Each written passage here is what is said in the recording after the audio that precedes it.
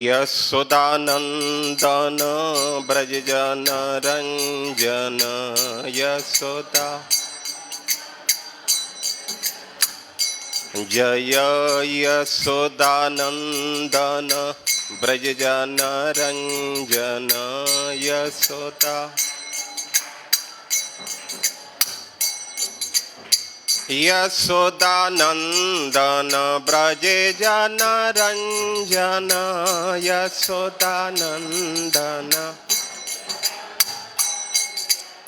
यमुना तीरा बनचारी यमुना तीरा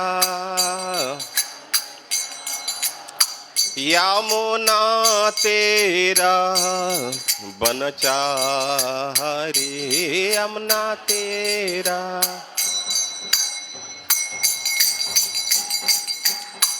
राधा माधव कुंज बिहारी जय राधा माधव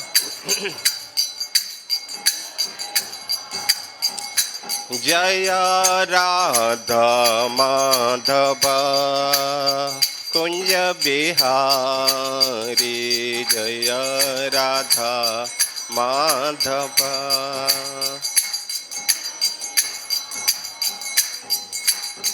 गोपी जन बालभ गिरिवरधारी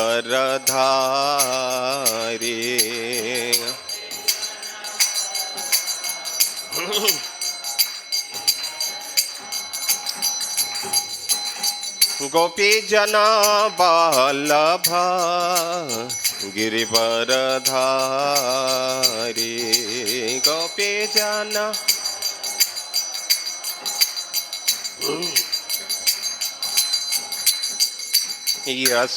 यशोदानंदन ब्रज जन रंजन यशोदानंदन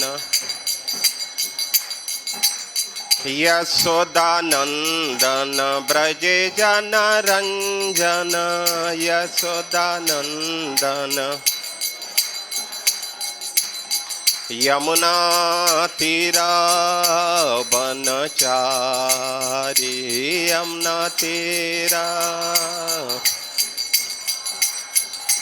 जय राधा माधव कुंज बिहारी जय राधा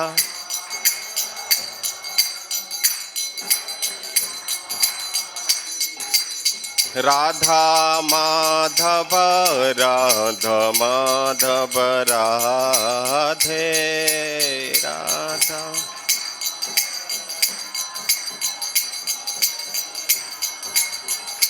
जय राधा श्याम सुंदर राधा श्याम सुंदर राधे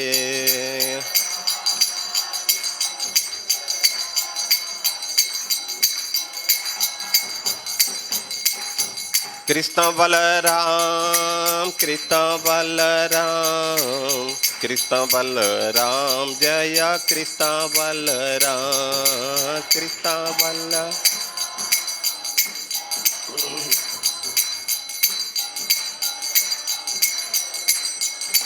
जय गौरानिताय गौरानिताय गौरानिताय जय गौरानिताय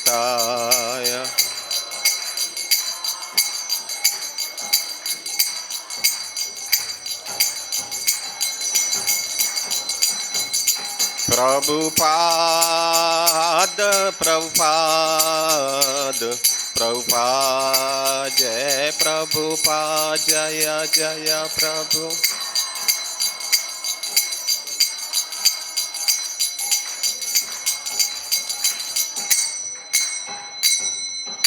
शिला प्रभुपाद की ग्रंथराज श्रीमद् भागवत महापुराण के गौर प्रेमानंदे। ओम नमो भगवते वासुदेवाय।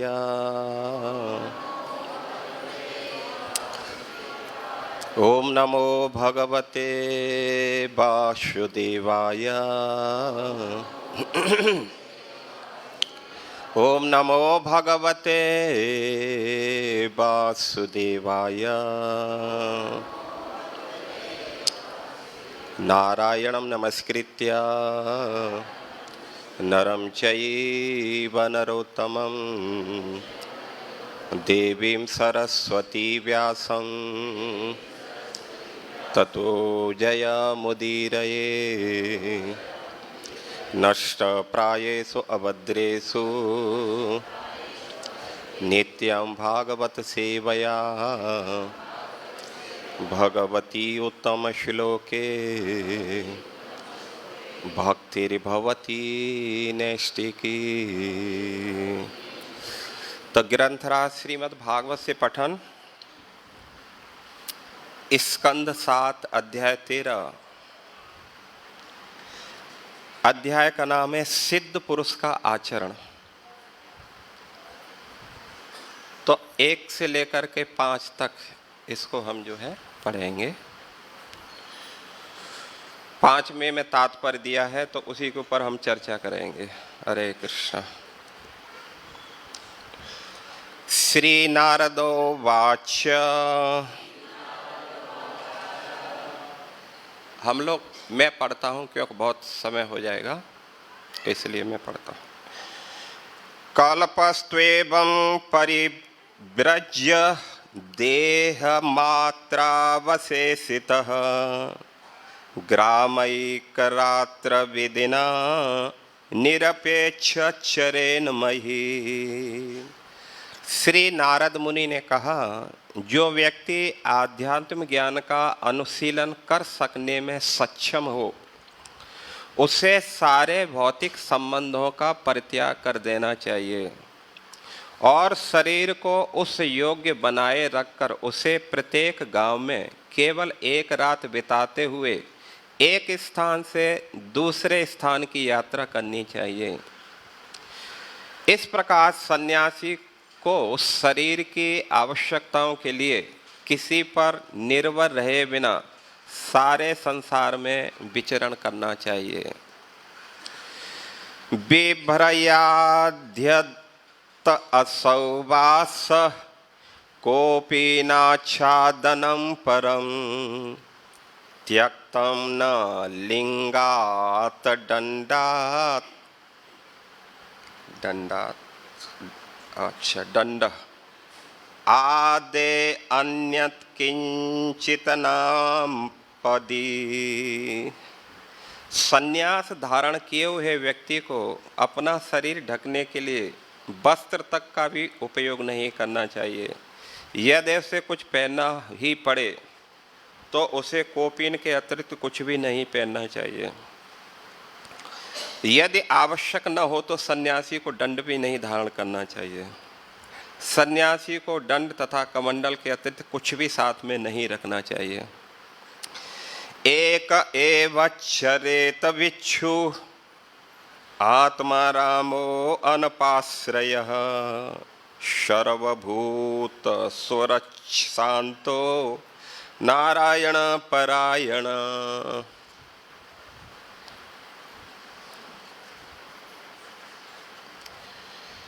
आत्मतुष्ट सन्यासी को चाहिए कि वह द्वार द्वार से भीख मांगकर जीवन यापन करे। किसी व्यक्ति या स्थान पर आश्रित न रहकर उसे समस्त जीवों का सुहृद होना चाहिए।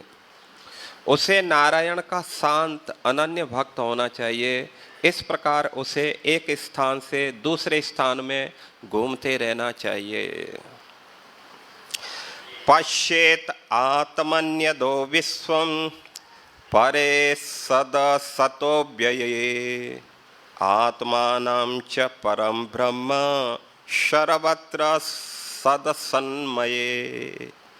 सन्यासी को चाहिए कि वह परम पुरुष को प्रत्येक वस्तु में सदा व्याप्त देखने का प्रयास करे और प्रत्येक वस्तु को जिसमें यह ब्रह्मांड भी है को परम पुरुष पर टिका देखे। तो ये 4 श्लोक हैं जो एक सन्यासी को कैसा आचरण करना चाहिए उसके बारे में वर्णन किया जा रहा है।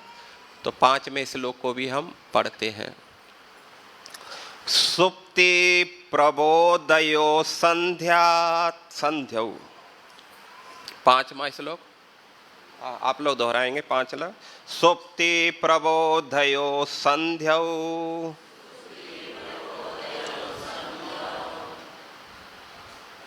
आत्मनो गतिमात्मद्रेक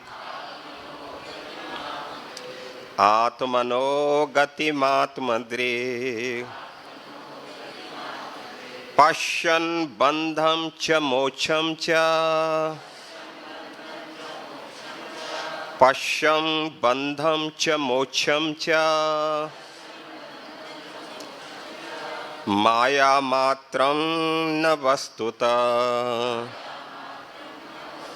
माया मात्रं न वस्तुतः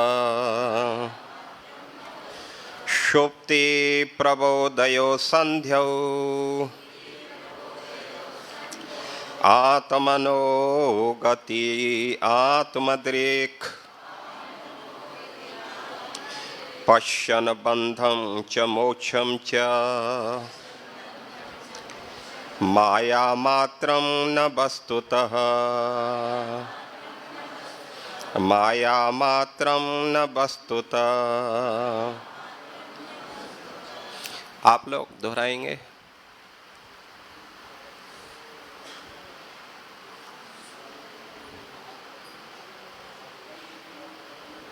सभी एक साथ मिलकर के बोल दो, सभी एक साथ मिलकर बोल दो।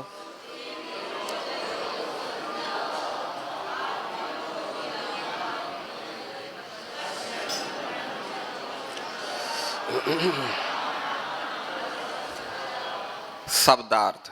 सुप्ति अचेतनावस्था में, प्रबोधयो चेतनावस्था में, संधौ संधि अवस्था में, आत्मनः अपनी आत्मा में, गति गति आत्मद्रेक जो आत्मा को देख सकता है, पश्यन देखने या समझने का प्रयास करते हुए,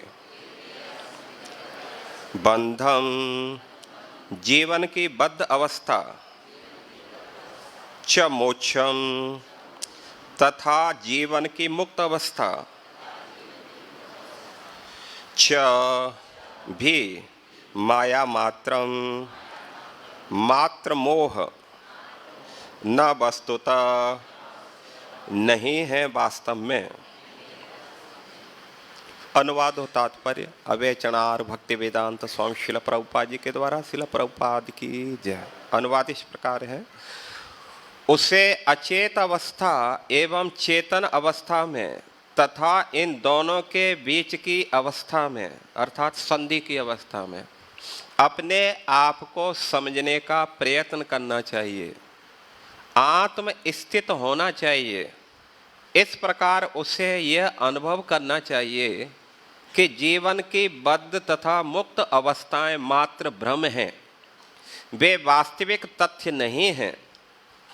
ऐसे उच्च ज्ञान से उसे सर्वव्यापी परम सत्य का दर्शन करना चाहिए। तात्पर्य अचेतना अवस्था अज्ञान, अंधकार या भौतिक जगत के अतिरिक्त कुछ भी नहीं है। चेतन अवस्था में मनुष्य जागृत रहता है। अचेतना तथा चेतना दोनों की मध्य अवस्था का कोई स्थायी अस्तित्व नहीं रहता। अतएव जो व्यक्ति अपने को समझने में प्रगत है उसे यह समझ लेना चाहिए कि अचेतन तथा चेतन मात्र भ्रम है, क्योंकि मूलतः इसका अस्तित्व नहीं होता, केवल परम सत्य का ही अस्तित्व है।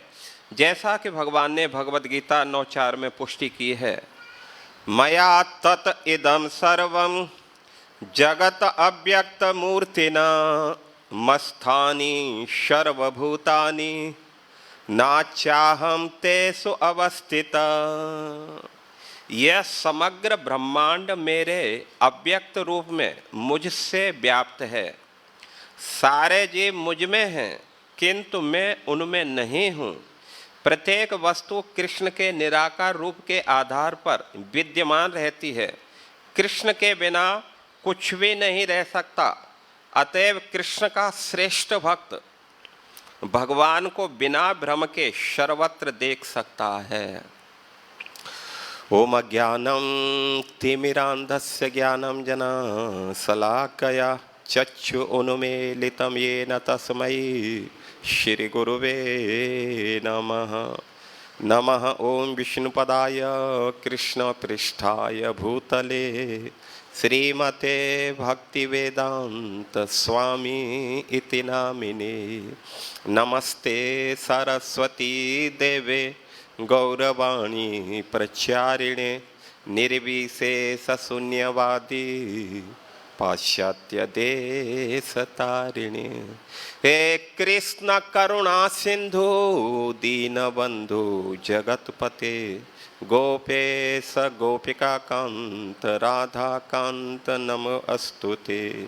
तप्त कांचन गौरांगी राधे वृंदावनेश्वरी वृषभानुसुते देवी प्रणमामि हरिप्रिये।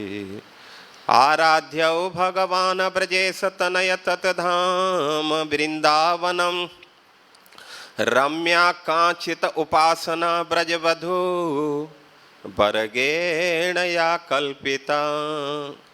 श्रीमद्भागवतं प्रमाण अमलं प्रेमा पुमार्थो महान्। श्री चैतन्य महाप्रभु मतमिदं तत्रादरौ न परः। वाञ्छाकल्पतरुभ्यश्च कृपा सिन्धुभ्य एव च पतितानां पावनेभ्यो वैष्णवेभ्यो नमो नमः। जय श्री कृष्ण चैतन्य प्रभु नित्यानंद श्री अद्वैत गदाधर श्रीवासादि गौर भक्त वृंद। हरे कृष्णा कृष्णा कृष्णा हरे हरे, हरे राम राम राम हरे हरे। मूकं करोति वाचालं पंगुलंघयते गिरिं यत्कृपातमहं वन्दे परमानन्दमाधवं श्रीगुरुदीनतारिणम्। भूतैरमहद्वेयः इमां पुरो विभो निर्मायस्येते यदमुष्य पुरुष भुङ्क्ते गुणान् षोडशात्मकं सोऽलङ्कृशिष्ट भगवान् वचंसि मे। सोऽलङ्कृशिष्ट भगवान् वचंसि मे। कृष्णाय वासुदेवाय हरे परमात्मने प्रणतक्लेशनाशाय गोविंदाय नमो नमः। गोविंदाय नमो नमः। हरे कृष्णा। इसकी चाबी है उसका, इस क्या नाम, एक गद्दी थी ना इधर किसी का, थोड़ा देख है क्या, गद्दी है क्या शायद इसमें इधर हो। हाँ ठीक है, थोड़ा देंगे थोड़ा। ठीक है, थैंक यू। तो ये जो प्रसंग चल रहा है सिद्ध पुरुषों का आचरण, बहुत ही महत्वपूर्ण अध्याय है। और देखा जाए तो भगवान ने जो 4 वर्ण और 4 जो आश्रम बनाए हैं, इसी अवस्था तक पहुंचने के लिए ही बनाए हैं। क्योंकि जब तक कोई व्यक्ति सिद्धावस्था को प्राप्त नहीं होता है, तब तक देखा जाए तो भागवत समझने का पात्र ही नहीं बनता है। भागवत को समझने के लिए भागवत अवस्था में ही होना चाहिए, जिसको सिद्ध अवस्था यहाँ कहा गया है। इसलिए महाप्रभु ने कहा था भागवत पढ़ो भागवत स्थान है। भागवत को समझने के लिए भागवत ही होना चाहिए। तो इसलिए ये जो अवस्था है सभी के लिए बहुत महत्वपूर्ण है और प्रयास करना चाहिए हम सभी को इसके लिए, इस अवस्था को प्राप्त करने के लिए। तो इसलिए श्रील प्रभुपाद जी तात्पर्य में दिए हैं कि जो श्रीधर स्वामी बताए हैं कि जो सिद्धावस्था है, इसी अवस्था में जो है व्यक्ति क्या कर सकता है, श्रीमद् भागवत को ठीक से समझ सकता, मतलब रियलाइजेशन कर सकता है। श्रीमद् का भागवत का ज्ञान होना अलग चीज़ है, लेकिन उसका रियलाइजेशन होना वो अलग चीज़ है। इसलिए भगवान ने भगवत गीता में कहा है कि ज्ञानम ते अहम सब विज्ञान। ये जो मैं ज्ञान दे रहा हूँ केवल ज्ञान ही नहीं है, ये क्या है, विज्ञान है, साइंस है। आप इसको रियलाइज करेंगे, अनुभव करेंगे, आपको साक्षात्कार होगा। तो इसलिए साक्षात्कार करने के लिए इस अवस्था तक पहुंचना ही जरूरी है। इसलिए कहा गया है पीबत भागवतम रस आलयम मुहुरहो रसिका भुवि भावुका। पीबतम भागवतम रस आलयम, रस आलयम पीबत अर्थात इस रस के आलयों को वो ही पीते हैं। कौन पीते हैं, बार बार, मुहु, अगेन एंड अगेन, बार बार वो ही पीते हैं रसिका, जो रसिक हैं, अर्थात जो अनुभव कर रहे हैं, जिनको साक्षात्कार हो रहा है, वो ही इस भागवत को बार बार पिएंगे और उन्हीं को रसिक कहा गया। जब तक हम रसिक नहीं बनेंगे तब तक भागवत का आस्वादन ठीक से नहीं कर पाएंगे। इसलिए बोलो हरे कृष्णा।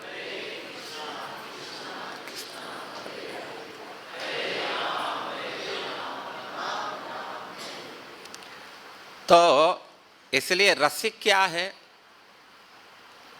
तो रसिक वो है, जैसे एक उदाहरण देते हैं, जैसे किसी को प्यास नहीं है।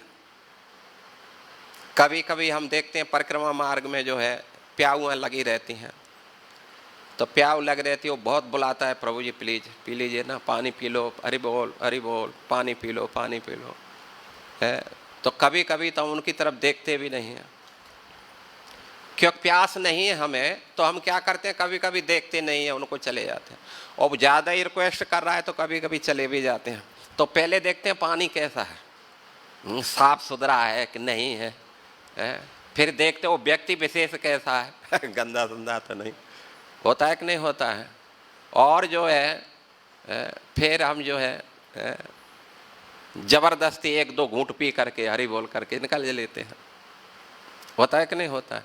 लेकिन हमें प्यास लगी हो, तो प्यास लगी है तो हम खुद खोज के आ जाते हैं कि पानी कहाँ, और तुरंत जाके उसके बुलाने से पहले हम ओक मार के खड़े हो जाते हैं, हरी बोल पानी पिलाओ थोड़ा, और गट गट गट गट गट करके खूब दूध दरा करके पानी पी जाते हैं।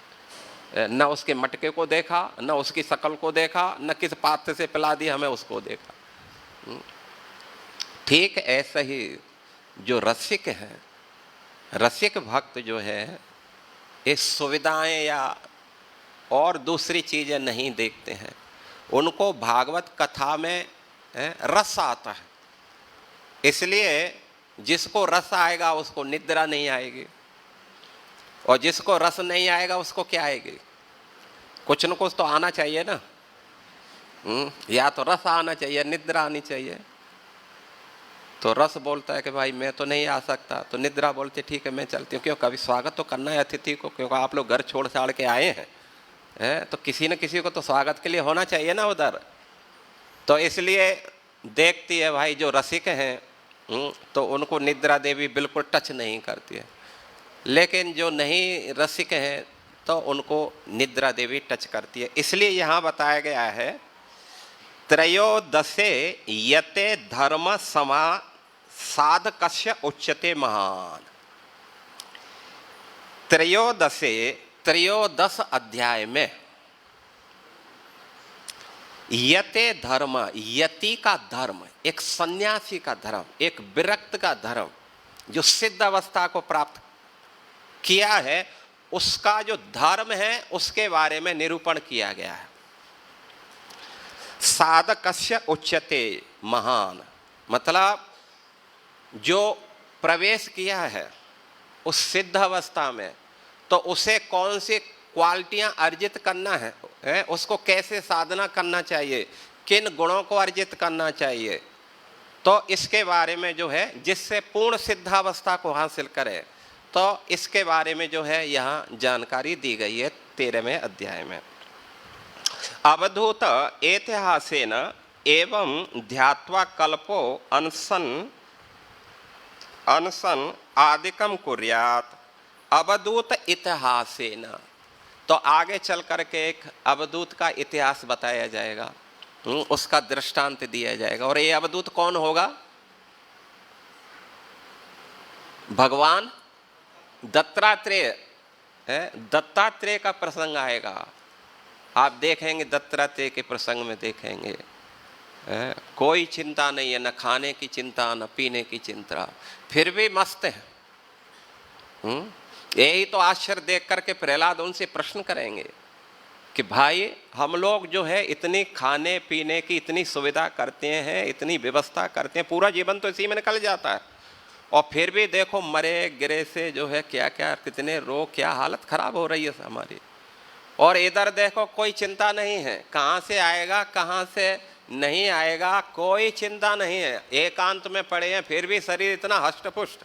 ये देख करके तो उन्होंने प्रश्न कर दिया है, तो आगे उसकी हम चर्चा सुनेंगे। तो ये जो है अवधूत इतिहासेन एवं धात्वा कल्पो अंशम आदित्यम कुर्वात।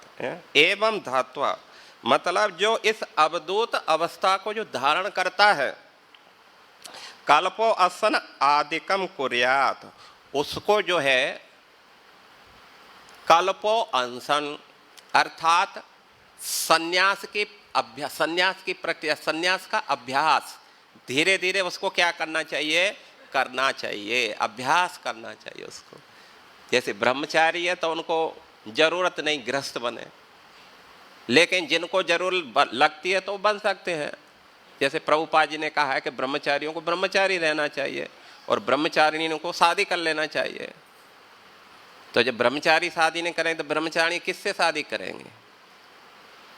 तो जो शादी करना चाहते हैं उससे शादी करें। तो इसलिए इसके बाद में जो है गृहस्थ के बाद में फिर तीसरी जो अवस्था है, जिसके बारे में हम पिछले अध्याय में सुने हैं, जिसके बारे में जो है बताया जा रहा है कि जो व्यक्ति जो है क्या नाम है,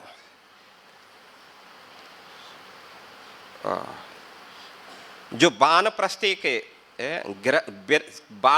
के जीवन से जो कैसा हो चुका है, धीरे धीरे करके विरक्त हो चुका है, और जिसे जो है ब्रह्म साक्षात्कार के लिए उसकी क्या है, उसकी रुचि जागृत हो रही है, और ब्रह्म साक्षात्कार की उसकी रुचि जागृत है, तो उसे क्या करना चाहिए?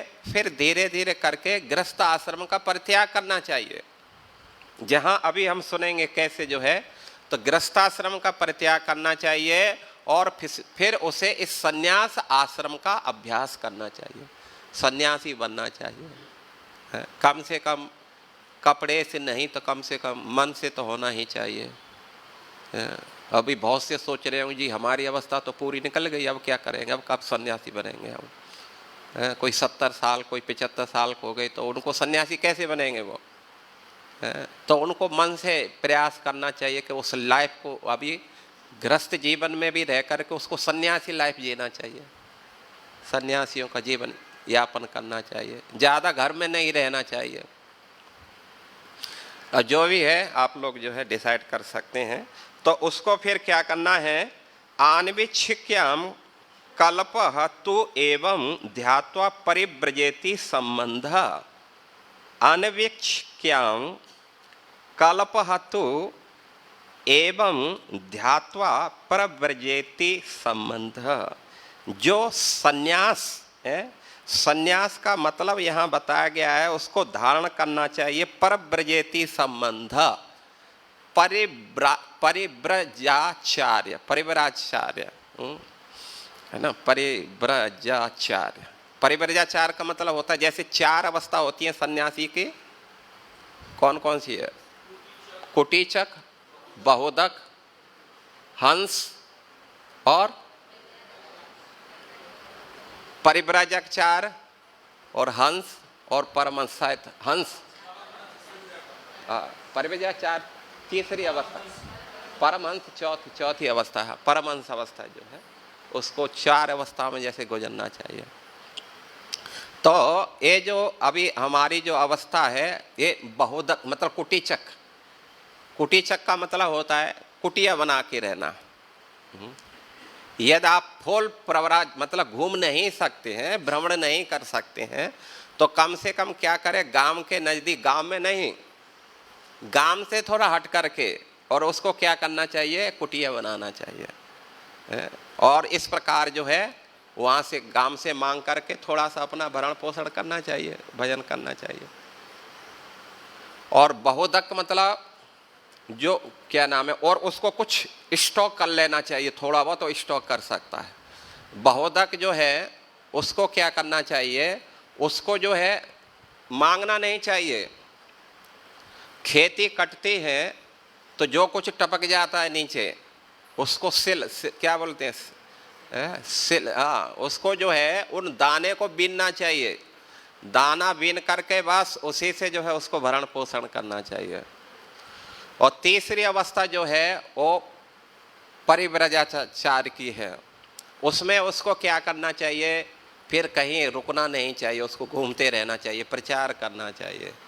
और चौथी अवस्था जो परमहंस अवस्था है, उसमें जो है उसको जो है भगवत चिंतन करना चाहिए। उस अवस्था में जो है एक अवस्था में जो है बैठ करके, और उसको जो है फिर उसको शरीर का कोई होश नहीं रहता है, उसकी क्रियाओं का भी कोई होश नहीं रहता है। तो वो लेवल है सबसे टॉप मोस्ट लेवल है। अब वो लेवल तो मालूम नहीं हम लोगों के लिए संभव है कि नहीं, लेकिन कुछ हमें जहाँ तक संभव हो उतना जाने का प्रयास करना चाहिए। तो इसका जो है ये जो सिद्ध अवस्था का मतलब होता है उसे कहाँ तक, परिव्राजाचार तक है, परिव्रजेति संबंध, उसे भ्रमण करते रहना चाहिए, रहना नहीं चाहिए एक स्थान में।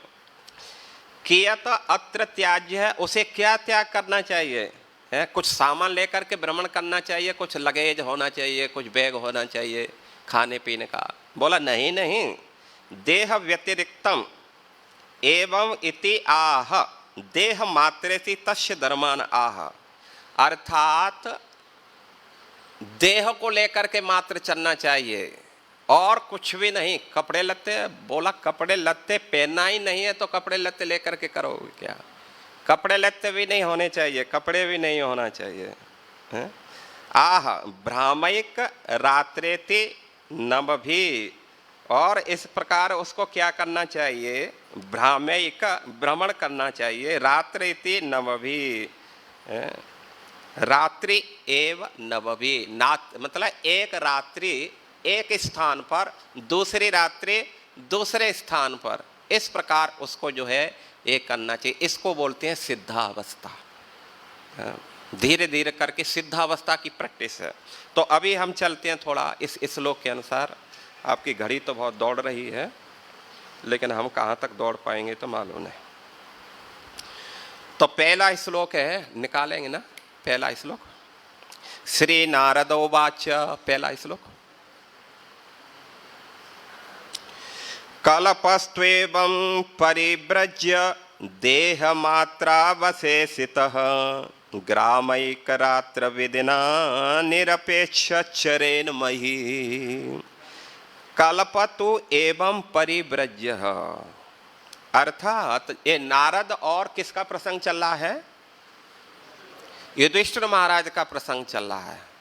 तो नारद जी जो है युधिष्ठिर महाराज को एक जो है पूर्ण जो क्या नाम है वर्णाश्रम की जो पद्धति है उसका जो है एक सिद्धांत से, विधि से क्या कर रहे हैं, वर्णन कर रहे हैं। तो अभी जो है वर्णन कर चुके हैं, ब्रह्मचारी का वर्णन कर चुके हैं, गृहस्थ का वर्णन कर चुके हैं, वानप्रस्थी का हो गया। अब किसका वर्णन चल रहा है ये, अब सन्यासी का वर्णन चल रहा है। तो सन्यासी के बारे में बोल रहे हैं, कल्पतु एवं परिव्रज्य, जो सन्यासी है उसको क्या करना चाहिए, परिव्रज्य, उसको जो है कहीं एक स्थान पर नहीं रहना चाहिए, उसको भ्रमण करते रहना चाहिए। परिव्रज्य होना चाहिए, उसको घूमते रहना चाहिए। और देह मात्रा अवशेषितः, देह मात्र, मात्र देह को लेकर के उसे जो है रहना चाहिए। क्योंकि आप सामान लेंगे, कुछ लेंगे तो उसको संभालना, वो करना है, ये भजन में बाधा होगा। हम लोग तो बैग क्या क्या संभाल लेते हैं, कोई भजन में बाधा नहीं होता। इसका मतलब हम लोग बहुत एडवांस हैं, है?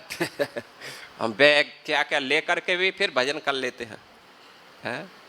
होता है कि नहीं होता है? लेकिन नारद जी बोल रहे हैं कि जो है उनको कुछ नहीं लेना है। कपड़े लत्ते कौन धोएगा, कपड़े लत्ते कहाँ धोने के लिए समय जाएगा फिर, है? अरे भाई कुछ तो लेना पड़ेगा। तो आगे देखते हैं क्या करना पड़ेगा। तो देह मात्रम अवशेषित, केवल अवशेष, शेष के रूप में देह रहनी चाहिए और कुछ नहीं रहना चाहिए उनके पास में। ग्रामैक रात्र विधिना, मतलब एक रात्रि एक गांव में उसे क्या करना चाहिए, बितानी चाहिए। और निरपेक्ष चरेन मही, और उसको कैसे रहना चाहिए, निरपेक्ष, अपेक्ष नि, मतलब किसी चीज की अपेक्षा नहीं करनी चाहिए कि इस गांव से जो है अभी थोड़ा गर्मी है तो थोड़ा क्या नाम है छाछ मिल जाए, या थोड़ा सा कम चलाया हुआ मक्खनदार दही, थोड़ा हद कुचला क्या बोलते हैं दही मिल जाए, तो वो सब चीज के लिए नहीं होना चाहिए एक सन्यासी को। मतलब ये उसकी निरपेक्ष चरेन मही, चरेन मही, मही मतलब पृथ्वी, चरेन का मतलब विचरण करना, उसको क्या करते रहना चाहिए, घूमते रहना चाहिए, पृथ्वी पर घूमते रहना चाहिए। इसका मतलब है कि उसे ज्यादा शहरों में या गांवों में नहीं जाना चाहिए, ठीक है ना। तो ये जो है इस प्रकार। और आगे बोल रहे हैं, बिभ्रयात यदि असौ वासः कोपी न आच्छादनम परम त्यक्त्यम न लिंगादंडात्, लिंगदंडात् दंड आदे, अच्छा, त्यक्तम न लिंग दंडादे अन्यत किंचित अनापदी। बिभ्रयात यदि असौ वासः, यदि ऐसा लगता है कि कुछ कपड़े तो होना ही चाहिए, ऐसा लगता है कि कुछ कपड़े तो होना ही चाहिए, तो बोलते हैं कोपीन आच्छादनम परम, एकमात्र 2 कोपीन ले सकते हैं बस, और कोई कपड़ा नहीं चाहिए। इसमें जो है क्या नाम श्रीधर स्वामी लिख रहे हैं कोपीन के लिए, कोपीन गुह्यम आच्छादते यावता तावन मात्रम परम केवलम अन्यात वा त्यक्तः। कोपीन गुह्य आच्छादते यावता, यावता मतलब किसके लिए कोपीन लेना है, केवल गुप्त स्थानों को रखने के लिए। तावन मात्रम परि केवल, परम केवल मतलब उसी के लिए ही बस एक कोपीन ले सकते हैं, अन्यात वा त्यक्ता। और बोले हैं कि कभी जो है जरूरत पानी वानी नहीं है तो कोपीन को भी छोड़ देना चाहिए, कोपीन भी नहीं लेना चाहिए। हरि बोल, हरे कृष्णा कृष्ण कृष्ण हरे हरे, हरे राम राम राम हरे हरे। मुझे तो ऐसा लगा आप सब लोग उसमें चले गए हैं कि आप कोपीन पहन के ही घूम रहे हैं सब समाधिस्थ हो गए थे सब कुछ समय। प्रैक्टिस तो करना ही चाहिए कम से कम, सपने में जैसे भी हो प्रैक्टिस तो होना चाहिए। तो ये जो है ये कोपीन के बारे में बताया है। तो जरूरत पड़े तो केवल आप कोपीन ले सकते हैं। त्यक्तम न लिंग दंडा, लिंगात दंड आदे, अर्थात त्यक्तम मतलब त्याग कर देना चाहिए। किसका कर देना चाहिए त्याग, त्यक्तम न, अच्छा मतलब त्याग नहीं करना है, किसका, लिंगात दंड आदे, जो सन्यासी के जो पहचान है, लिंग मतलब पहचान जिसको बोलते हैं, सन्यासी की पहचान क्या है, त्रिदंड आदि होना, कमंडल होना, ये पहचान है। तो उसको क्या करना चाहिए, जरूरत ऐसे लगता है कि ये होना ही चाहिए तो वो ले सकता है, 2 चीज ले सकता है। अन्यत किंचित अन्न दापपि, लेकिन वो भी बोल रहे हैं कि यदि ये भी भारी पड़ रही हो, क्योंकि कुछ भी ऐसा नहीं होना चाहिए कि डंडा को लेकर के कहाँ घूमते फिरेंगे यार, है? मतलब भारी नहीं होना चाहिए उसको संभालने के लिए। जरूरत पड़े तो डंडा को भी और उसको भी क्या कर सकते हैं, कमंडल को भी त्यक्त कर सकते हैं, है? उसकी भी जो है कोई खास ज्यादा जरूरत नहीं है। इसलिए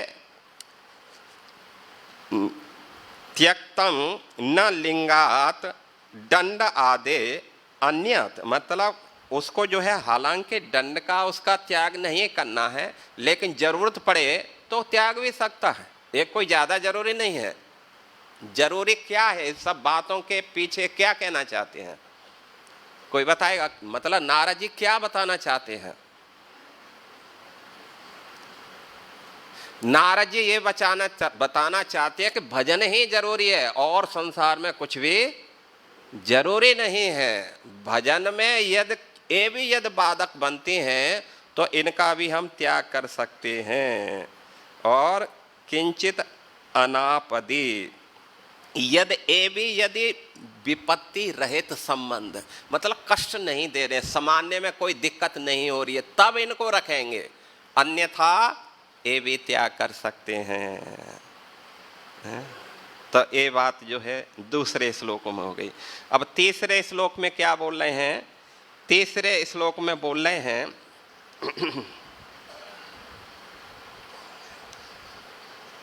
बात तो अच्छी अच्छी है, अब देखो हम कितना उसको फॉलो कर सकते हैं, लेकिन प्रयास तो करना चाहिए।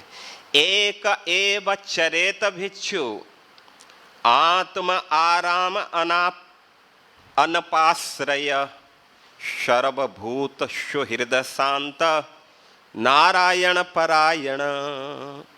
एक एव चरेत भिक्षु, उस भिक्षु को मतलब क्या करना चाहिए? भिक्षु जीवन व्यतीत करना चाहिए। भिक्षु मतलब भिक्षा करके जाना चाहिए, घर से एक दो घर से भिक्षा मांग लेना चाहिए। और एक एव चरेत, और उसे अकेला ही घूमना चाहिए और कोई दूसरा साथ में नहीं होना चाहिए। और क्या करना चाहिए? एक एव चरेत भिक्षु आत्म आराम अनपाश्रय। आत्म आराम मतलब आत्माराम। आत्माराम का मतलब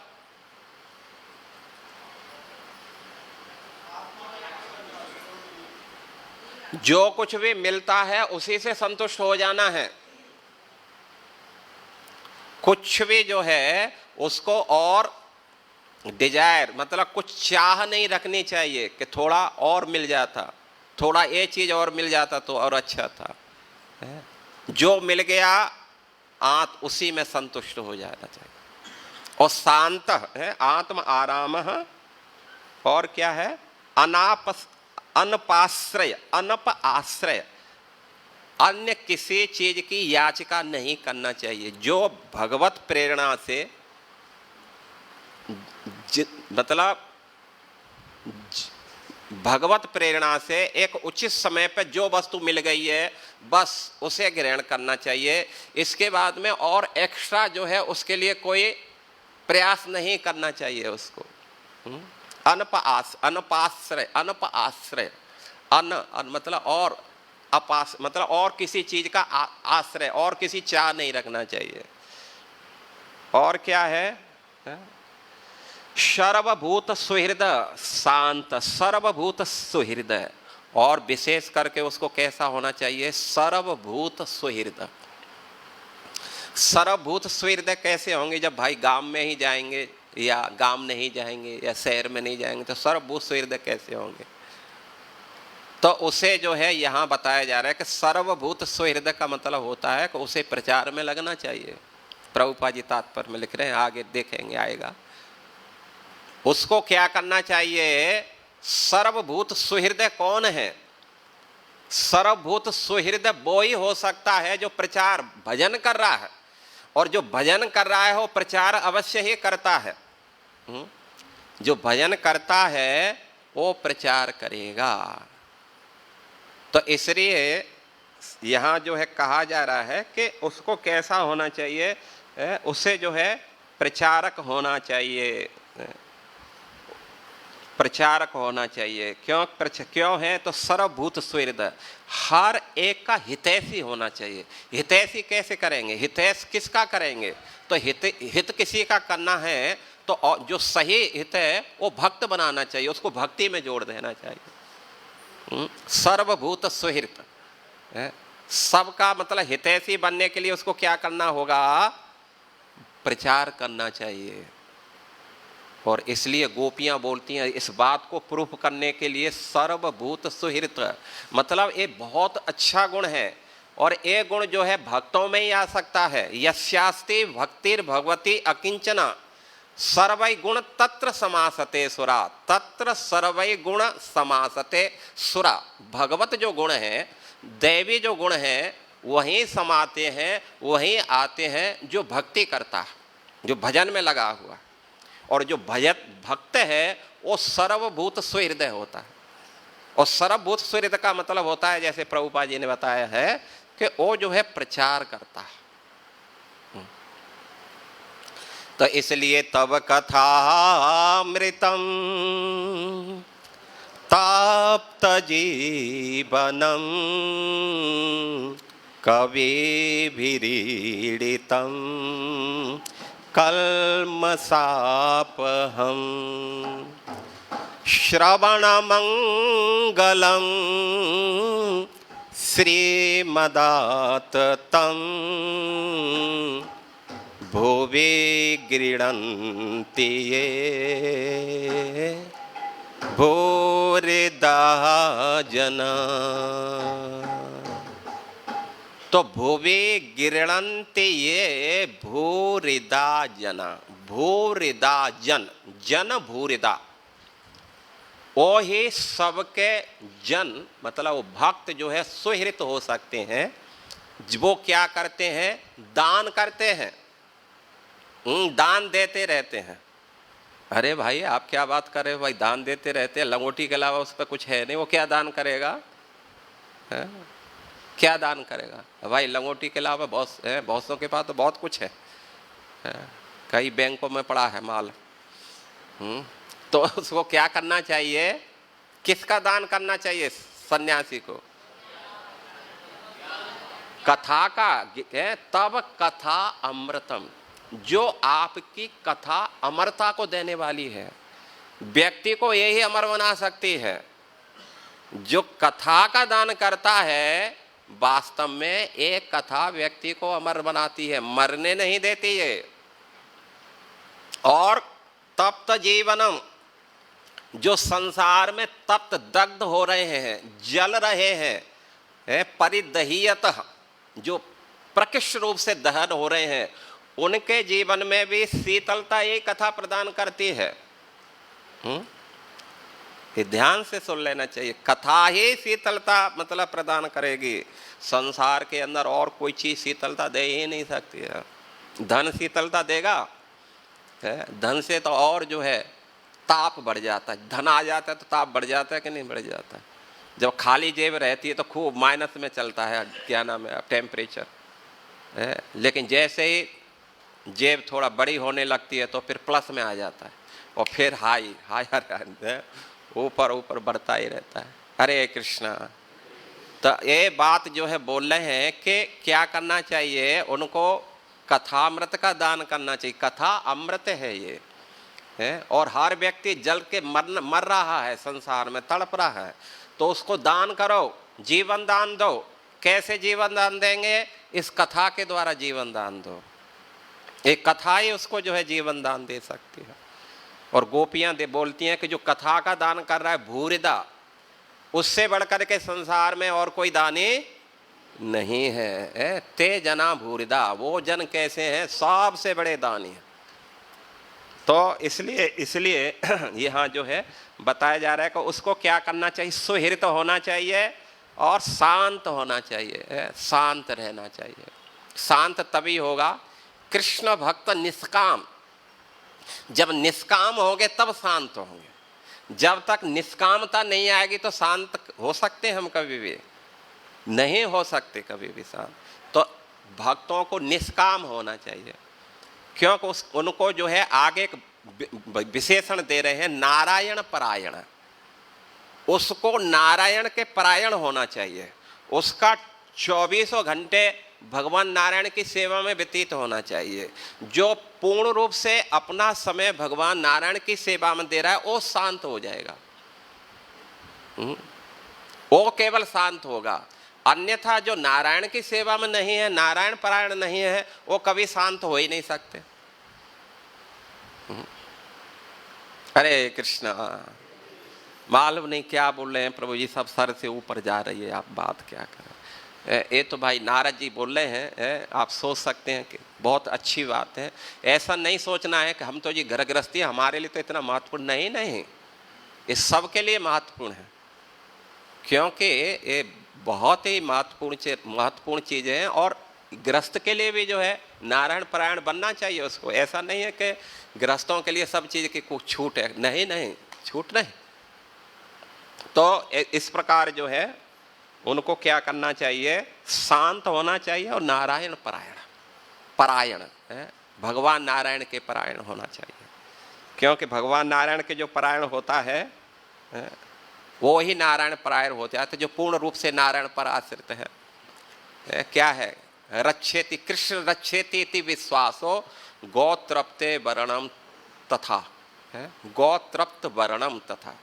वर्ण कर लो उनको, किनको वर्ण करना है, हमें भगवान का वर्ण करना है। क्यों, कृष्ण रक्षेति इति विश्वास है, इति विश्वास, ये विश्वास करो भगवान मेरी रक्षा करेंगे। और गीता में भगवान ने कहा है, क्या कहा है, योगक्षेमा भगवान, क्या नाम है, अनन्य चिंतयन्तो मां ये जना पर्युपासते तेषां नित्य अभियुक्तानां योगक्षेम बहामि हम। योगः क्षेमः बहामि अहम, अहम योगक्षेम बहामि। मैं उनका योगक्षेम बहन करता हूँ। योग का मतलब होता है उनकी जरूरत को पूरा करना, और क्षेम का मतलब होता है उसे प्रोटेक्शन देना, सुरक्षा प्रदान करना। भगवान जो है सबको सुरक्षा दे सकते हैं, और कोई संसार में क्या सुरक्षा देगा। दाता एक राम, भिखारी सारी दुनिया है। दुनिया पहले ही मरी पड़ी है। इसलिए आप देखेंगे उत्तरा के प्रसंग में, जब देखेंगे जब ब्रह्मास्त्र जब छोड़ा गया तो वह जब उत्तरा की तरफ आ रहा था, तो उत्तरा हालांकि उनके पति थे और भी बहुत सारा जो है सैन्य बल खड़ा था, किसी से भी उसने चाह नहीं की। सीधी वो किसके पास में गई, भगवान के पास में गई। क्योंकि उत्तरा ये जानती थे यत्र मृत्यु परस्परम, ये तो पहले से ही मृत्यु के गाल में पड़े हैं, ये भला मेरी सुरक्षा क्या प्रदान करेंगे। इसलिए उत्तरा ने इधर उधर टाइम वेस्ट नहीं किया, सीधे किसी के शरण में चली गई, भगवान की शरण में गई। कृष्ण कृष्ण द्वारकावासी, भगवान द्वारकाधीश को तुरंत उन्होंने कहा प्रभु पाहे मां, पाहे मां। ठीक है ना। तो इस प्रकार जो है हमें क्या करना चाहिए वो करना। 5 मिनट में मैं समाप्त करूंगा, आप लोग जो है समय तो निकल ही रहा है। शुप्ते प्रबोधयो संधौ आत्मनो गतिमात्मदृक् पश्यन् बंधम च मोचम च माया मात्रम न वस्तुतः। सुप्ति, प्रबोधयो और संधौ। सुप्ति का मतलब सोया हुआ, प्रबोध का मतलब होता है जागा हुआ, और संध्या का मतलब होता है इन दोनों के बीच की अवस्था का, ना सोया है ना जगा। बोल रहे हैं आत्मनो गतिम आत्मदृक्, आत्मन गतिम आत्मदृक्, जो आत्मा की गति है। समझ रहे ना, ये तीनों अवस्था में यदि कोई व्यक्ति आत्मगति को देखता है, पश्यम बंध्यम च मोक्षम च, यदि इसको देख रहा है, आत्मा की गति को देख रहा है। क्या देख रहा है कि आत्मा यदि भगवान के भजन में लगी है तो ठीक से है, वो जिंदा है, कोई बात नहीं है। लेकिन यदि ऐसा नहीं है तो पश्यम बंदम च मोक्षम च माया मात्रम च वस्तुतः। नहीं तो सब कुछ, चाहे वो जागृत अवस्था में हो, चाहे सोई अवस्था में हो, या जो है बीच की अवस्था में हो, ये सब माया का खेल है। समझ रहे ना, ये सब माया समझना चाहिए। अर्थात प्रभुपाद जी एक बार फिर से सुन लो, प्रभुपाद जी, अचेतन अवस्था अज्ञान अंधकार या भौतिक जगत के अतिरिक्त कुछ नहीं है। अचेतन वो तो मरा पड़ा ही है, चेतना है ही नहीं, है कि नहीं। अचेतन का मतलब सोया पड़ा हुआ है। दूसरे जो है, या अज्ञानता में पशु जीवन जैसा, जिसको कुछ मालूम ही नहीं है, खाने पीने तक ही वो सीमित है। दूसरी है क्या बोलते हैं, अच्छा, चेतन अवस्था में मनुष्य जागृत रहता है। चेतन अवस्था में मनुष्य जागृत है, तो जागृत का मतलब जागने से ही सब कुछ नहीं हो जाता। केवल सांस चल रही हो, हमारी आंखें खुली हो, तो हम बहुत जगे हैं, नहीं नहीं नहीं, जगने ये अवस्था जागृत अवस्था नहीं है हमारी। यदि अवस्था जागृत अवस्था होती तो फिर चैतन्य महाप्रभु क्यों बोलते थे, क्या बोलते थे, जीव जागो गौरा चंद्र बोले, है गौरा चंद्र बोले, जागो जीव। अरे भाई हम तो जागे हैं, आप नहीं देख पा रहे हैं क्या, आंखें खुली हैं। अरे भाई नहीं नहीं, है ये जागने से काम नहीं होगा, उठो और भजन में लगो। भजन हो रहा है कि नहीं ठीक से, तब जो है आप जागे हो, नहीं तो माया में पड़े हो। सब माया की अवस्था है। जगे हुए भी कभी कभी मरे हुए ही हैं। जैसे उदाहरण देते हैं, उसकी धौंकनी, वो सांस लेती है कि नहीं लेती है, तो इसका मतलब वो पूरे कॉन्शस में है, नहीं नहीं है।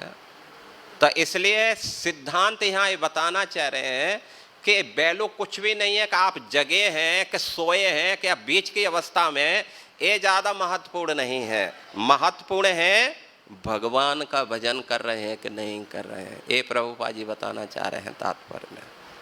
यदि भजन हो रहा है, तब जो है हमें क्या करना चाहिए, वास्तव में जानना चाहिए कि हम जगे हैं। यदि भजन नहीं हो रहा है तो समझना चाहिए मृत अवस्था में। ये भक्ति ही, भजन का मतलब होता है सुनो, भगवान के बारे में ठीक से सुनते रहो, क्योंकि जो सुनेगा निश्चित रूप से वो भक्ति में दृढ़ होगा ही होगा। तो एक मिनट में मैं समाप्त करूंगा। 5 बजे 5 मिनट, एक पे आंकड़ा चला जाएगा, ठीक है, 3 मिनट में। तो बात उस समय की है जब धुंधकारी प्रेत के शरीर में चला गया था, ठीक है ना। उसको बिल्कुल भी चैन नहीं मिल रहा था, सब जगह मारा मारा भटक रहा था। तो गोकर्ण जी जब घूम घाम करके आए, रात्रि के इसमें सो रहे, तो वहाँ आकर के जो है वो रोने चिल्लाने लगा। तब जो है गोकर्ण जी देखा, भाई क्या बात है, आप इतना दुखी क्यों हैं। तो उन्होंने कहा कि भैया पहले तो मैं ये बताना चाहता हूँ कि मैं आपका ही भाई हूँ। अहम भ्राता तुदीयोस्मि, अहम भ्राता तुदीयोस्मि धुंधकारी इति नामतः, नाम मेरा धुंधकारी है। क्या हुआ भाई, तो क्या उन्होंने बताया कि देखो ऐसे मैंने अपने बुरे कर्म के कारण जो है ब्राह्मण था, लेकिन अब जो है प्रेत के शरीर में है, मेरा उद्धार करो। अरे भाई तेरा उद्धार हम कैसे करेंगे। तो उन्होंने कहा कि ठीक है भाई, मैं उद्धार करूंगा, कैसे करूंगा, चलो देखता हूँ, पूछता हूँ भाई, सुबह कल परसों आना, तो कल मैं पता करूंगा, तब जा करके तेरे के बारे में बताएंगे। तो गोकर्ण जी ने क्या किया था, सूर्य की गति को रोक करके सूर्य से पूछा मेरे भाई का उद्धार कैसे होगा। तो श्रीमद् भागवतम कथा वाचनम करो, उन्होंने कहा कि भागवत सुनाओ, उनको कथा सुनाओ, तब कथामृतम। वो मरा हुआ जो है प्रेत शरीर में, प्रेत शरीर उसका ठीक से शरीर मिल जाएगा यदि कथा को ठीक से सुनेगा। तो उन्होंने कथा सुनाई। परिणाम ये हुआ 7वें दिन धुंधकारी जो है दिव्य रूप धरो जाता, तुलसी धाम मंडिता, पीतवासा घनश्यामो मुकटी कुंडलान्विता। तो 7वां दिन तब हुआ, जैसे कथा का 7वें दिन एंड हुआ, तो उन्होंने देखा कि जो धुंधकारी प्रेत के शरीर में था वो दिव्य रूप धरो जाता, उसने जो है भगवत शरीर को प्राप्त कर लिया सबके सामने देखते ही देखते। और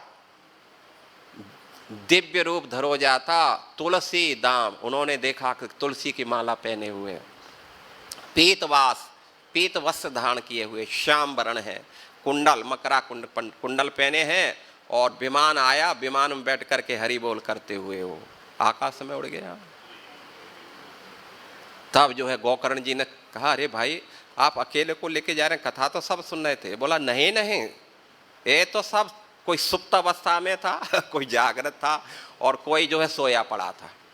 ये थोड़ी कथा कोई सुन रहा था, ये कथा सुनते तो मैं सबके लिए विमान लेकर के आया था। तो ये क्या कर रहे थे? बोला कोई सुन ही नहीं रहा था, बस प्रसाद की घंटी देख रहे, प्रभु जी कब बंद करेंगे तब जो है उन्होंने कहा भाई कुछ तो करो ना, अब जो है प्रसाद तैयार है तो कुछ तो हमको भी भगवत धाम जाने। तो बोला ठीक है, तुम सब सुनोगे ठीक से तो चले जाओगे। अगली बार उन्होंने कथा जो है कही, और सारे व्यक्तियों ने ठीक से उस कथा को सुना, मन लगा के सुना, और इतने सारे विमान आ गए, सब चतुर्भुज रूप धारण करके सब भगवान के धाम को चले गए।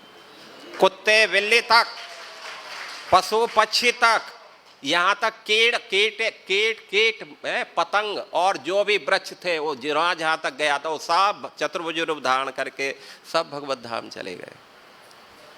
तो इसलिए हमें क्या करना चाहिए? इन अवस्थाओं से ऊपर आना चाहिए। अदृढ़म हृतम ज्ञानम, जिस ज्ञान में दृढ़ता नहीं है वो टिकाऊ नहीं रहता है। इसलिए ठीक से सुनो और भगवान का भजन करो, इसी जीवन में भगवत प्राप्ति। हरे कृष्णा।